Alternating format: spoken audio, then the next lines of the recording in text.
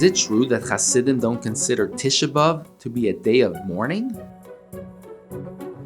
Chassidim are people who go lifnim mishur asadin, beyond the letter of the law.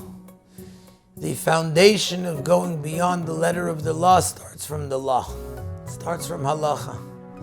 So to say it's not a day of mourning would not be correct, because halacha demands it of us that we should do it. In fact, there's a famous story. It was on Yud of, the day after Tisha B'av. It was in the morning, and there was a bacher who was sort of humming to himself a song. And the Rebbe turned to him and said, the Beis HaMikdash is still burning and you're singing.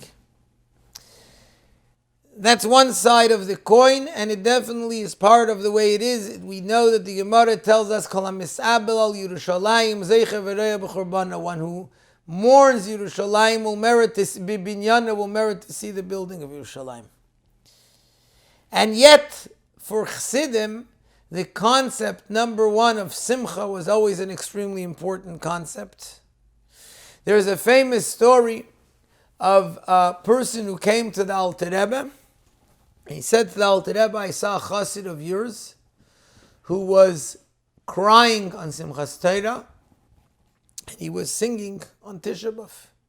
And he said to the Alter Rebbe, there's something wrong over here.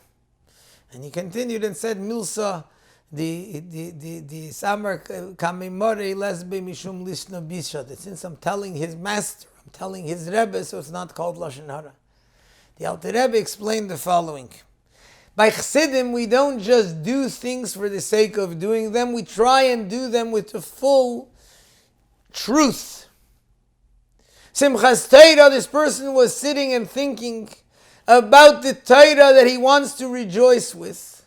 And he started thinking to himself, oi, what kind of connection do I have to the Torah? And that brought him to tears. On Tisha B'av, the Chassid was thinking about the Beis HaMikdash that we lost, but about the fact that the whole purpose was in order that it should be rebuilt, and it brought him to start singing.